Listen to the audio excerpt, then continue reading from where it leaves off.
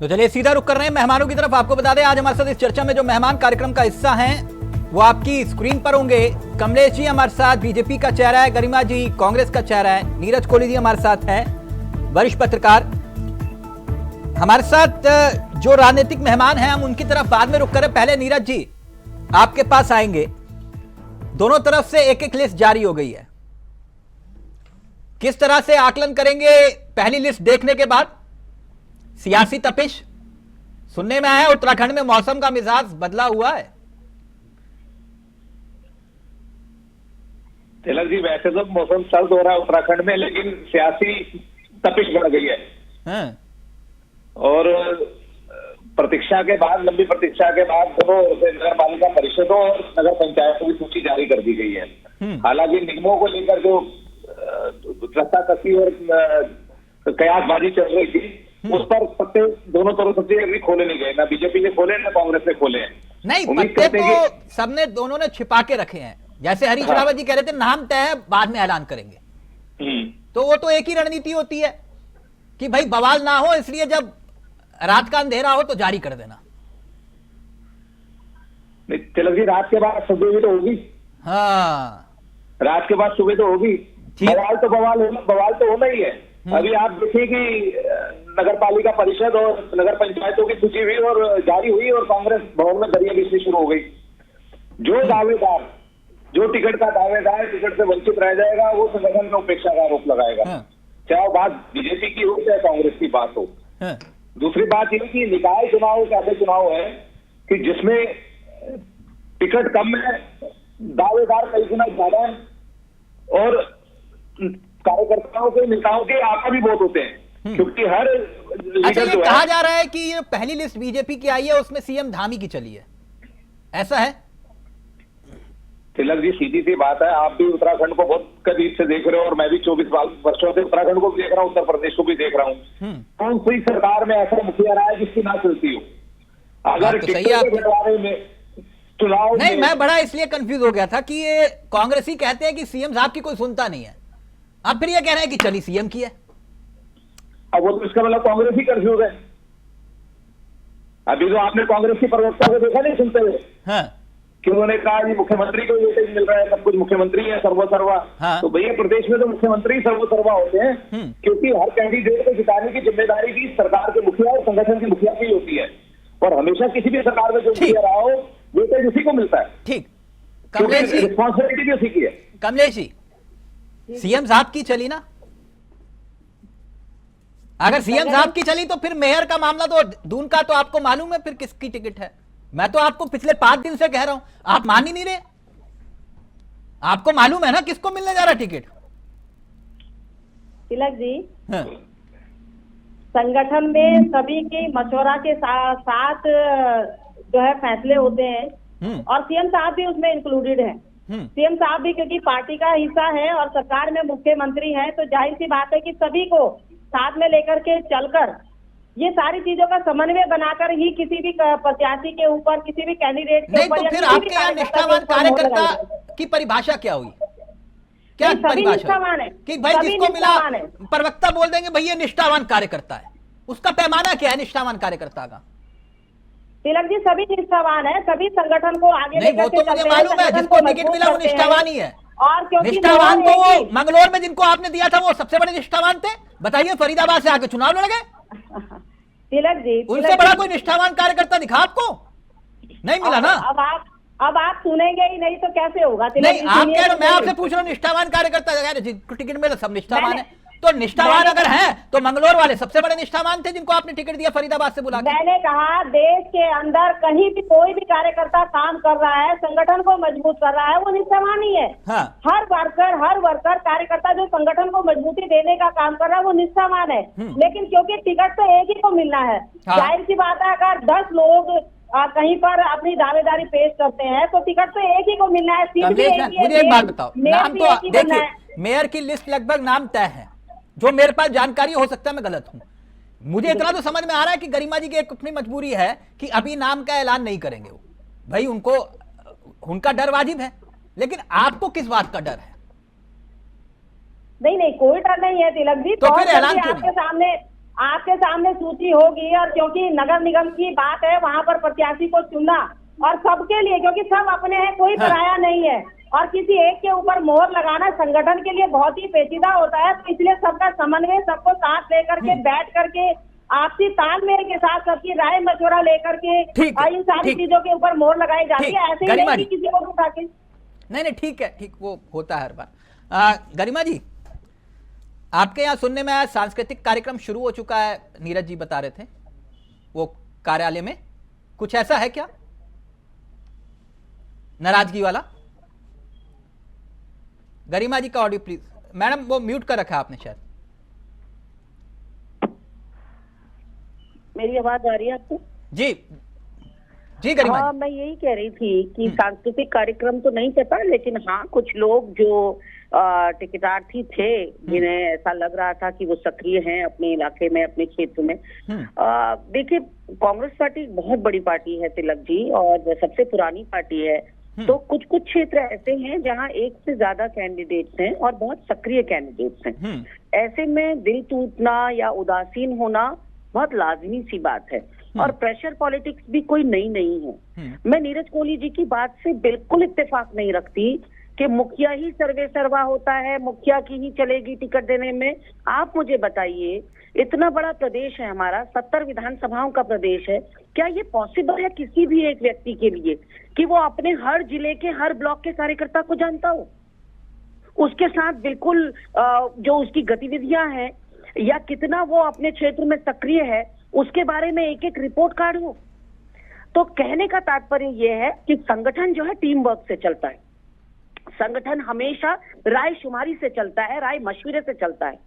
अगर कोई ये समझे कि मैं मुखिया हूं और सर्वे सर्वा हूं और मेरा एकाधिकार चलेगा, लिस्ट के ऊपर मेरा डोमिनेंस चलेगा, तो वही मुझे लगता है संगठन के लिए सबसे बुरे संकेत आने शुरू हो जाते हैं। गरिमा जी, ऐसा क्यों लग रहा है जब आप बोल रही हैं एक चेहरा सबके सामने आ रहा है?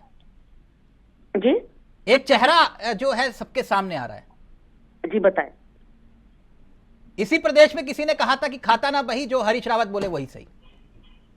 नहीं, देखिए, ये गैरसैंण के मामले में बोला गया था, मुझे नहीं, वो हरक सिंह रावत जी के मामले में बोला गया था। अगर आप इसको एडिट करेंगे, आगे और पीछे नहीं बोलेंगे, तो किसी भी सेंटेंस का अर्थ का अनर्थ हो जाएगा। जब उनसे कहा गया, सुनिए, हरीश रावत जी से जब कहा गया कि हरक सिंह रावत जी कह रहे हैं कि न कल गैरसैंण राजधानी था, न आज है, न बन पाएगा, यानी आप मुझसे ये कह रहे हैं, मैं आपको साबित नहीं कर पाऊंगा, लेकिन मैं इतना जानता हूं गरिमा जी, मैं आपका सम्मान कर रहा हूं। एक मिनट रुकिए ना मैडम, मैं इतना जानता हूं अगर संगठन और राज्य में किसी की चली किसी पार्टी के अंदर तो वो हरीश रावत थे,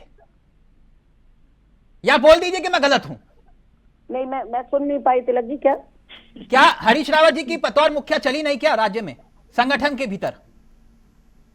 नहीं, मैं यही तो आपसे कह रही हूँ कि मुखिया इंपॉर्टेंट है, लेकिन मुखिया सर्वे सर्वा नहीं है। जो आप कह रहे हो कि सारे 70 विधानसभाओं का भी मुखिया करेगा, फिर सारे नगर निगमों का मुखिया करेगा, सारे नगर पालिका मुखिया करेगा, मुझे नहीं लगता। मैडम, कई बार ऐसा भी तो मजबूरी होती है कि जहां पर 2 से ज्यादा कैंडिडेट या 3 से ज्यादा हो और आप सबका हाथ पकड़ के बोले कि टेंशन मत लो, टिकट तुम्हारा पक्का।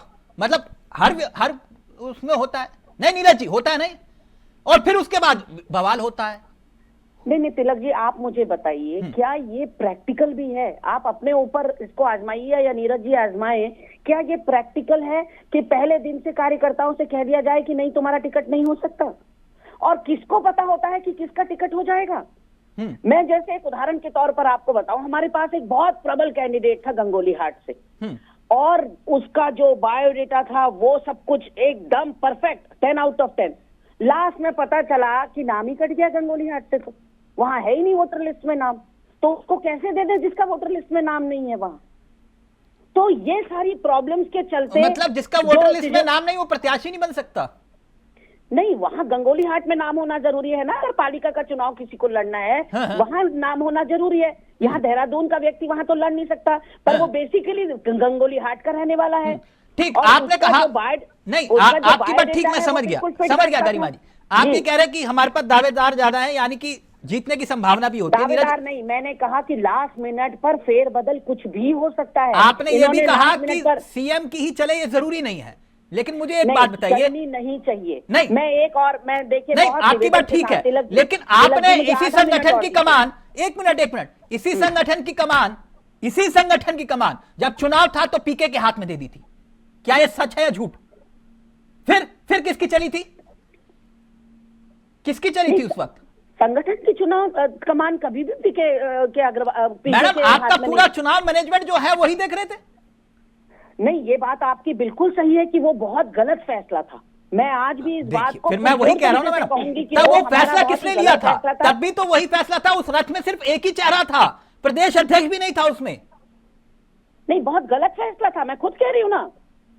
पीके को यहाँ पर लाना, जिसको एबीसीडी उत्तराखंड की नहीं पता है और ना नब्ज पता है, ना मुद्दे पता है, ना नेता पता है, उसको यहाँ पर लास्ट मिनट पर कमान देना एक पूरी तरह से गलती थी। मैं साफ गोई के संग कहना चाहती हूँ। पर तिलक जी, एक निवेदन है मेरा, आधा मिनट का समय मुझे दीजिएगा।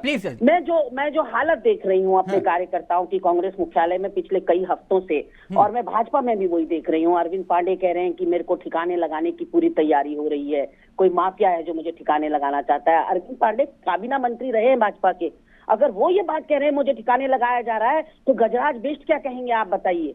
तो ऐसे में मैं एक मौजू बात कहना चाहती हूँ कि कोई कहीं का विधायक है या कोई कहीं से विधायक का लड़ा है चुनाव, उसने पट्टा नहीं लिखाया है, वहां दूसरा कार्यकर्ता जैसे ही सक्रिय होता है तो दिक्कत होने लगती है जनप्रतिनिधियों को। अब जब जनप्रतिनिधियों को दिक्कत होने लगती है तो जो सक्रिय कार्यकर्ता है भाई साहब, उसका ध्यान देना संगठन का काम होता है। उस कार्यकर्ता का हक ना मारा जाए, उस कार्यकर्ता का दिल ना टूटे, उस कार्यकर्ता पहले नीरज गरिमा जी, एक जिनका जिक्र किया मैं उनकी भी चर्चा करूंगा, लेकिन पहले नीरज जी आप, फिर उसके बाद आ रहा हूं कमलेश जी। बोले नीरज जी।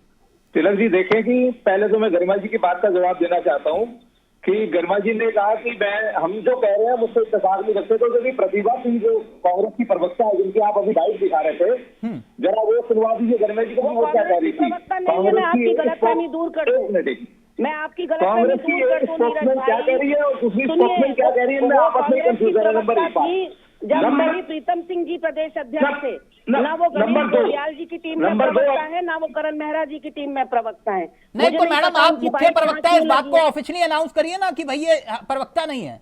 मैंने ऑफिशियल लेटर दे रखा भाई सबको। ऑफिशियल लेटर जो हमारा केसी वेणुगोपाल जी ने रिलीज किया है, वो लेटर सबके पास है। अब आप बाइट चला देंगे और वो कुछ कहेंगी तो उसको साबित करना या उनकी लाइन पर बोलना मेरी मजबूरी नहीं है। मतलब वो कांग्रेस का चेहरा नहीं है अभी फिलहाल, इस कार्यकारिणी में नहीं है। माननीय करण मेहरा जी की कार्यकारिणी में उनके पास कोई पद नहीं है। अच्छा ठीक, ओके नीरज जी प्लीज जल्दी से, फिर कमलेश जी आपको। नंबर दो, हमने अपने ओपनिंग कमेंट में कहीं भी नहीं कहा, मैंने कहीं ये नहीं कहा, हमने कहा सरकार के मुखिया और संगठन के मुखिया को हमेशा वेटेज मिलता है, क्योंकि कैंडिडेट को जिताने की जिम्मेदारी उनकी होती है। हमने ये कहीं नहीं कहा कि 70 विधानसभाओं को सबसे टिकट खाली मुखिया ही तय करेगा, हमेशा हर सरकार में वेटेज मिलती है। तीसरा, आपने हरीश रावत जी का एग्जाम्पल दिया, पूरे उत्तराखंड को मालूम है कि कांग्रेस में अगर किसकी चलती थी और जो सब चीजें तय करता था तो एक ही व्यक्ति तय करता था, हरीश रावत तय करता। ये जग जाएगा, छुपाने की बात नहीं है किसी से भी, ये तीनों चीजें सबके सामने। नहीं, ये बात तो गर्व से बोलनी चाहिए, दिक्कत क्या नीरज जी? अगर किसी ना पूरे प्रदेश में इनसे बड़ा कोई नेता है हरीश रावत से तो बड़ा, बताइए मुझे। बिल्कुल, हम खुद मानते हैं, तो वो तो हकीकत है, वो तो एक एक कार्यकर्ता को जानते हैं उनके नाम से। बिल्कुल, इसमें बोलने में पता नहीं गरिमा जी को क्यों हिचक हुई, लेकिन ये गर्व से बोलना चाहिए कि भाई एक व्यक्ति है पूरे उत्तराखंड में जो अपने कार्यकर्ताओं को नाम से जानता है। नहीं, आप मेरी बात नहीं समझते। मैंने कहा कि कार्यकर्ता को नाम से जानना, चेहरे से जानना अलग बात है, वो कितना अपने क्षेत्र में सक्रिय है, it is not humanly possible. एक इंसान के लिए पॉसिबल नहीं है कि वो अपने हर कार्यकर्ता की गतिविधियों पर नजर रखे, उसकी सक्रियता पे नजर रखे, उसके योगदान पे नजर रखे। उसके लिए आपको दूसरों की मदद लेना लाजमी है। ठीक, एक बात गरिमा जी ने उठाई अरविंद पांडे की, कमलेश जी, मैं नहीं जानता कि आप लोग कितना अरविंद पांडे जी को समझते हैं। मैं शायद 2012 से मतलब मेरे अच्छे मित्र रहे, मैं इसलिए ये बात बोल रहा हूं सार्वजनिक रूप से, बहुत अच्छे मित्र। पांडे जी के जो गदरपुर में दमंगी के किस्से हैं ना, वो आपने सुने होंगे, मैंने देखे हैं प्रत्यक्ष। तो इसलिए उनको कोई उस मामले में बैकफुट पर ले आए तो उसके लिए हमें 2017 के बैकग्राउंड में जाना पड़ेगा। वहां कई किरदार हैं। ये बात क्यों आई होगी गरिमा जी, मैं बता देता हूं आपको। वहां कई किरदार हैं, ऐसा नहीं है कि बलराज पासी जी शांत हैं या फिर राजकुमार ठुकराल जी के किस्से जो हैं वो छूट गए पीछे। वहां 4-5 लोग, अब मत बुलवाइए इससे ज्यादा, वहां सबको मालूम है ना। तो अरविंद पांडे को हराना इतना वो नहीं है कि भाई चुनाव हार जाए भले ही, लेकिन उनको दबंगई के मामले में हराना बड़ा थोड़ा मुश्किल हो जाएगा। वो इसलिए वो दबने वालों में से नहीं है, मैं जानता हूं, है ठीक। कमलेश जी, ये क्या है पांडे जी का मसला? ये ठुकराल जी भी यदा कदा कोई मसला नहीं है तिलक जी। गरिमा जी, वो तो वहां वीटो लगा हुआ है। अगर आप बुलवाना चाह रहे हैं तो बेहड़ जी से बुलवा दीजिए, वो वीटो उन्हीं का लगा हुआ है। वरना नहीं तो आके अभी निगम का चुनाव आपके यहां से लड़ रहे होते। अब और से ज्यादा क्या बुलवाएंगे मुझसे आप? अब इससे ज्यादा भी मुझसे बुलवाना चाह रहे हैं तो ठीक है, फिर मैं ठुकराल जी को सामने ले आता हूं। फिर जो कहते थे कि मैं पार्टी मेरी मां है, और जो उनका बोलने का लहजा है तो आप लोग समझते हैं, उसके बाद फिर डैश डैश डैश बीप लगानी पड़ती है ना। तो इसलिए कमलेश जी प्लीज अपनी बात पूरी करिए। ये अरविंद पांडे का क्या मसला है जो गरिमा जी उठा रही हैं? देखिए कोई मसला नहीं है, क्योंकि वो एक जनप्रतिनिधि है। वो क्या कह रहे हैं और किस परिप्रेक्ष्य में कह रहे हैं ये तो खैर अब वही ज्यादा बेहतर बता पाएंगे तिलक जी। लेकिन अभी हमारी कह रही थी कि कार्यकर्ताओं की पीड़ा है, तो वाकई ये बात सच है। अब कांग्रेस की प्रदेश अध्यक्ष अगर किसी कमेटी में नहीं बैठ पाती है, उसको नहीं रखा जाता है, वो अपनी फेसबुक पर अपनी पीड़ा बता रही है, तो ये कार्यकर्ताओं की पीड़ा ही है, जो कि वो उसमें कह रही है कि याचना नहीं अब रण होगा। और अब कई शहरों से नकाब हटेगा, अब नकाब हटाने की आवश्यकता है, रण में आइए। तो अब कार्यकर्ताओं की पीड़ा है और कार्यकर्ता ज्योति रौतेला की बात कर रहे हैं आप? अब क्योंकि देखिए इस वक्त कार्यकर्ता इस वक्त जो है टिकट की दौड़ में है, अपने प्रत्याशियों को टिकट दिलाना चाहते हैं, अपने कैंडिडेटों को टिकट दिलाना चाहते हैं। हाँ। अब संगठन तो सर्वोपरि है। संगठन में जब आपस में संगठन में समन्वय होगा, एक व्यक्ति के ऊपर मोहर लगने का काम होगा तिलक जी, तो मुझे लगता है कि टिकट उसी व्यक्ति को होगा। नहीं तो आप चलिए आप मुझे बता दीजिए, अगर आपको, क्योंकि आप तो खुद संगठन का ही चेहरा रही और आपने भी तो रण करके ही तो बाहर निकले, आपको भी तो टिकट नहीं दिया तो आप नाराज होकर निकल गए। तो आपके अनुमान के मुताबिक, एक मिनट, आपने कांग्रेस की लिस्ट देखी ना, चलिए आप बता दीजिए किसकी चली उसमें। देखिए मैंने कहा कि जो मुखिया है, जो प्रदेश का मुखिया होता है, उसकी इम्पोर्टेंस बिल्कुल अलग होती है। और बाकी मुखिया के बगैर आप कोई निर्णय नहीं ले सकते, उनको शामिल करना ही पड़ेगा, क्योंकि मुखिया के बगैर तो कुछ हो ही नहीं सकता। तो मुखिया संगठन का सर्वोपरि और संगठन सर्वोपरि उससे भी बड़ा होता है। मैंने संगठन की परिभाषा नहीं पूछी, मैंने पूछा आपसे कि ये जो लिस्ट जारी हुई है कांग्रेस की, उसमें किसकी छाप है, बता दीजिए। ये तो कह रहे हैं ना कि बीजेपी में जो है धामी जी की चली है। आप देखिए वहाँ अगर अलग अलग गुटों की मैं बात करूँ तो अलग अलग गुट है और अपने अपने गुट को टिकट दिलाने में सब मशक्कत करते हैं, सब मेहनत करते हैं। और कार्यकर्ता वहाँ जब लंकट से काम करता है, किसी भी कार्यकर्ता के नेता के रूप में अगर वो काम करता है, साथ में काम करता है, तो जाहिर सी बात है वो अधिकार मांगता है। और इसी का कारण रहा कि अभी हाल ही में अभी कांग्रेस भवन के अंदर देखिए वहाँ कार्यकर्ता धरने पर बैठ गए, आज तो पहला ही दिन था। हाँ। तो सूचियों में ऐसा नहीं है, संगठन सबको लेकर के चलने का काम करता है। और अगर संगठन चाहते क्या हो ये बताओ, आप अब वहाँ धरने पर ही तो बैठे हैं, ये तो अच्छी बात है, कम से कम धरना ही तो हो रहा है वहाँ। तिलक जी वो उनका मामला है, उसमें मैं ज्यादा नहीं बोलूंगी, तो उनकी अपनी परिप्रेक्ष्य है। लेकिन अगर कार्यकर्ताओं की बात करिए पांडे जी को लेकर के, तो मैं बताना चाहूंगी कि जिनकी प्रदेश अध्यक्ष को कमेटी तक में नहीं बिठाया, जिसको चुनाव संचालन कमेटी में नहीं बिठाया, जिनसे पूछा नहीं गया, जो महिलाओं की पीड़ा को लेकर के बात कर रही थी, तो आज उन्होंने बिल्कुल खुलासा कर दिया उस चीज का। तो यहाँ एक दूसरे के ऊपर आरोप लगाने से बेहतर है कि अगर हम अपने संगठन को मजबूत करें। आप पहली क्यों गुजारे, नाम क्यों नहीं ले रहे कमलेश बहन? नाम तो उसमें पूरा खुल के चल रहा है, उसमें तो कोई दिक्कत ही नहीं है बताने में। किसकी बात कर रहे हैं? ज्योति रौतेला की बात कर रहे हो क्या आप? मैंने कहा कि महिला प्रदेश अध्यक्ष है वो, अब उनकी पीड़ा है वो, उन्होंने अपनी पीड़ा को जाहिर किया फेसबुक पर। आप देख लीजिए, खुल के देख लीजिए। तो इसीलिए संगठन सर्वोपरि होता है, संगठन को साथ लेकर के चलना पड़ता है। नहीं, ये जो धरना प्रदर्शन हो रहा है कांग्रेस के लिए शुभ संकेत है कमलेश बहन। आपने तो बहुत देखा है वहाँ, अच्छी बात है तिलक जी, मैंने इस चीज से इंकार ही नहीं किया, मैं गुरेज ही नहीं करती इस चीज से। जब कार्यकर्ता को पीड़ा होगी वो धरना प्रदर्शन भी करेगा, वो बात भी करेगा। अब ये तो पार्टी संगठन के नेतृत्व को सोचना है। ठीक, गरिमा जी जल्दी से, फिर नीरज जी आ रहा हूँ, फाइनल कमेंट आपका। गरिमा जी। तिलक जी, मुझे लग रहा है कमलेश रमन का मन जो है भाजपा में लग नहीं रहा है, क्योंकि जितनी ताकत मुझे लगता है कि गरिमा जी को बड़ी चिंता है कमलेश रमन लग रहा है मेरे सामने वाली खिड़की में गरिमा जी को बहुत टुकड़ा रहता है, अपनी वो पार्टी की सामने चिंता की नहीं खिड़की में इनकी नजर ज्यादा है, अपने दल पर नजर नहीं, क्योंकि जो बातें ये बता रही है ज्योति रौतेला जी के बारे में, मेरी महिला अध्यक्ष के बारे में, वो तो मुझे भी नहीं पता है। इतनी इनडेप्थ नॉलेज तो ज्योति रौतेला की नाराजगी क्यों है, किससे है, किस वजह से है, ये सारा जो डिटेलिंग ये दे रही है यहाँ, इसका मतलब बीजेपी में मन नहीं लग रहा है, कुछ कंफ्यूजन अभी भी है दिमाग में, शायद अभी राजनीति में 26-27 साल बाद भी कंफ्यूजन बाकी है कमलेश बहन के दिमाग में। आम आदमी पार्टी में जाऊँ ये समझ में नहीं आया, भाजपा में जाऊँ ये समझ में नहीं आया, भाजपा में गई तो कहा कि मैंने 26 साल कांग्रेस में खराब कर दिए। ये वाकई घमासान की शुरुआत है नीरज जी, कि वो गलत, ये अभी आगाज है। मैंने तो जो मथुरादास जोशी जी को एक सलाह दी थी, मित्र हैं हमारे, मैंने कहा जोशी जी एक काम करिए, वहां सिक्योरिटी का बंदोबस्त करके रखिए। मैंने कहा था जोशी जी को, गरिमा जी। एक मिनट कमलेश जी, अब फाइनल कमेंट नीरज जी का। नीरज जी, आपने शुरू में एक बात कही थी, जब नामों की घोषणा हुई तो घमासान भी शुरू हो गया। हाँ। तो ये तो स्वाभाविक सी बात है, जब आप देखेंगे निकाय चुनाव में दावेदार ज्यादा है, टिकट कम है, और हमेशा हमने देखा है कि निकाय चुनाव में जो है बागी और निर्दलीय उनकी भूमिका इसलिए बहुत अहम हो जाती है, और वो अच्छा रिजल्ट देते हैं पॉलिटिकल पार्टियों से, उसकी वजह ये बहुत बड़ी है। लेकिन हरक सिंह रावत की चल नहीं पाई, मेरे को लग रहा है ग्रह नक्षत्र अभी सही नहीं चल रहे, नहीं नीरज जी?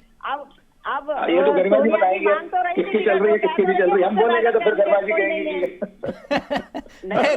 लेकिन मैं तो कह रहा हूं इस बार हमारी बहन गरिमा को भी टिकट मिल जाए, कम से कम। आप किसी हरियाणा वाले चेहरे को तो मत दीजिए, ये जो बार बार कांग्रेस के साथ हो रहा है, इस बार ने कुछ ना कुछ तो है।